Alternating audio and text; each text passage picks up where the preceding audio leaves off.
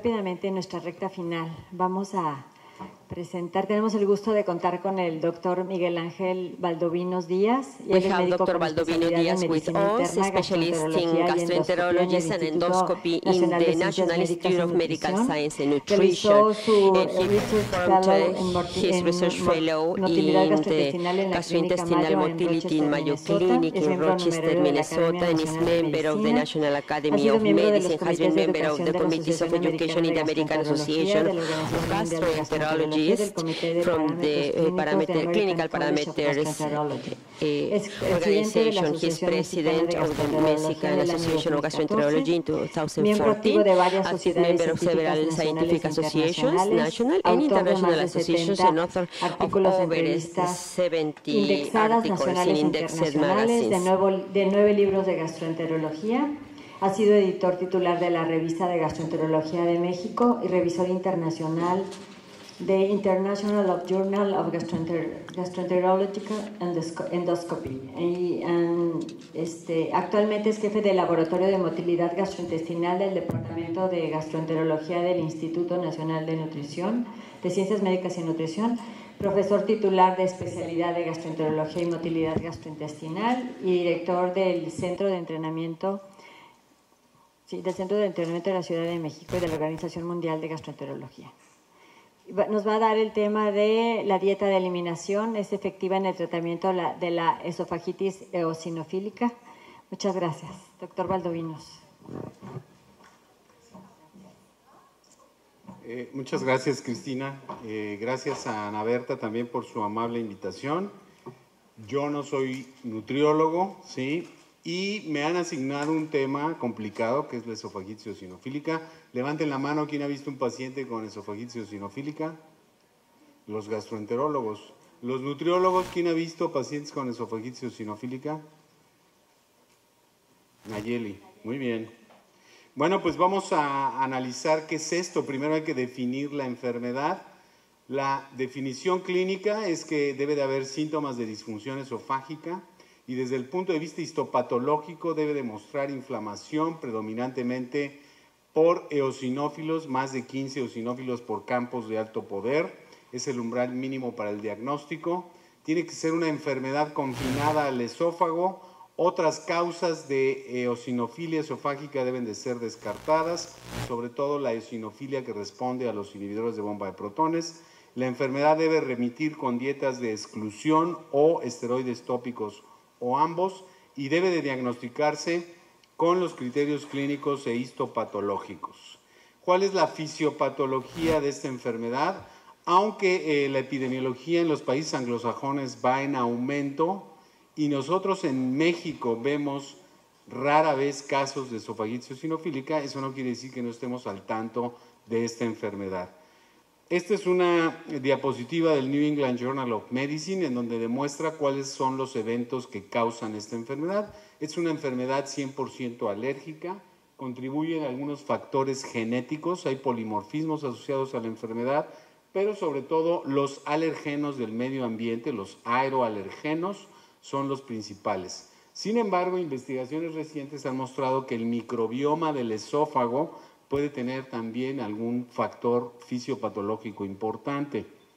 Lo que sucede es que con los aeroalergenos en un paciente genéticamente susceptible, pues se van a activar las células dendríticas y se va a desencadenar una respuesta inflamatoria.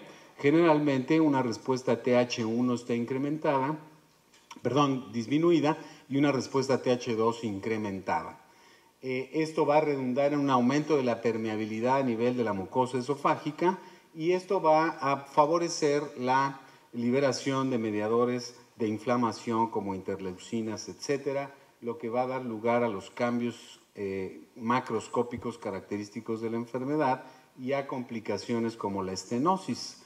En el adulto, la manifestación más frecuente de esofagitis eosinofílica es el impacto alimentario. De tal manera que cuando ustedes estén en un restaurante, vean a una persona joven y sobre todo que tenga antecedentes de atopia y que se le queda atorado un pedazo de comida, hay que sospechar en esta enfermedad. Los otros síntomas en el adulto se confunden con la enfermedad por reflujo, es decir, pirosis y regurgitaciones. pero esta es la causa más común de impacto alimentario en gente joven, no así en la gente de más de 50 años. Hay que sospechar un carcinoma u otra patología. Los hallazgos endoscópicos de esta enfermedad característicamente es la traquealización o la formación de estos anillos en el esófago, exudados blanquecinos, que son exudados de eosinófilos, la presencia de surcos o de rieles, como si fuera un riel de ferrocarril en el esófago. La biopsia las complicaciones de la esofagitis en el adulto: disminución de la calidad de vida, impacto alimentario, estenosis esofágica, la perforación, desnutrición, y afortunadamente esta entidad no progresa a cáncer o a esofagitis eosinofílica, y estos son los hallazgos que vemos en los rayos X. Vean ustedes cómo se estenosa el esófago con longitudes bastante prolongadas en este órgano. Y les decía que en la histopatología debe de haber más de 15 eosinófilos por campo de alto poder, con la formación de microabscesos y hiperplasia de la capa basal. Es muy importante en estos pacientes, como la gran mayoría son atópicos, pues se utilizan algunas pruebas. Esto lo hacen los alergólogos, que es la prueba cutánea, o bien la prueba del parche de atopia que se hace en la espalda, y cuando estos resultados, estas pruebas cutáneas son positivas, apoyan el diagnóstico de la enfermedad. ¿Cómo se trata? Pues hay tratamientos endoscópicos. Cuando hay estenosis hay que dilatarlo. Cuando no hay estenosis, el tratamiento médico consiste en dar esteroides tópicos, esteroides sistémicos, antagonistas de leucotrienos, estabilizadores de mastocitos o inclusive inmunomoduladores, o algunas veces, en casos graves, tratamientos biológicos como los anti-TNF. Y vamos a hablar, el tema de esta plática, cuál es el tratamiento con dietas. Es muy importante saber cuáles son los desenlaces de la esofagitis eosinofílica. Entonces, cuando tratemos un paciente con esta entidad, lo que tenemos que valorar son los síntomas. Ya dijimos, en el adulto la disfagia, los impactos alimentarios, las agruras, pero en los niños se puede manifestar con náusea, vómito, dolor abdominal o saciedad. Los hallazgos endoscópicos también son un parámetro de desenlace, de éxito o de respuesta al tratamiento. La biopsia esofágica es cuestionada, pero cuando hay disminución de los eosinófilos en las biopsias, quiere decir que hay respuesta. Y obviamente tenemos manera de evaluar la función estructural del esófago con ultrasonido endoscópico, manometría de alta resolución, endoflip, etc. Y obviamente a los pacientes les interesa tener una calidad de vida satisfactoria. Lo que les interesa a ustedes cuando tengan un paciente con esofagitis eosinofílica, cuál es el rol y la efectividad de las dietas. En esta entidad se han utilizado dietas elementales o dietas de eliminación, y esta se subclasifica en las dietas empíricas o las dietas dirigidas por las pruebas de alergia. Entonces, las dietas elementales, pues ustedes las conocen, son dietas hipoalergénicas que generalmente no tiene proteínas ni péptidos que puedan desencadenar una reacción alérgica. Están hechas a base de aminoácidos, de carbohidratos y de grasas, y contienen también micronutrientes. Y estos son algunos ejemplos comerciales de las dietas elementales. ¿Cuál es la evidencia de la efectividad de las dietas elementales? Hay un metaanálisis de 3 estudios. 12 de estos estudios es en población pediátrica en 429 pacientes, y la respuesta a las dietas elementales es de 90.4% en niños, 94.4% en adultos. Es decir, son altamente efectivas. Las ventajas, como dijimos, es altamente efectivo, tiene una respuesta rápida, las instrucciones para el paciente son muy fáciles de hacer, y tiene muy bajo riesgo de contaminación, puesto que estamos dando solamente algunos elementos de la nutrición, y no requiere que se hagan pruebas de alergia. Sin embargo, tiene muchas desventajas. ¿Cuáles son? Tiene un sabor horrible. En los niños se puede administrar por sonda, o se debe de administrar por sonda. Los niños no las toleran habitualmente. Tiene un costo muy elevado y la adherencia al tratamiento es bastante pobre. Los malos resultados ocurren a largo plazo, de tal manera que no son las dietas ad hoc o apropiadas.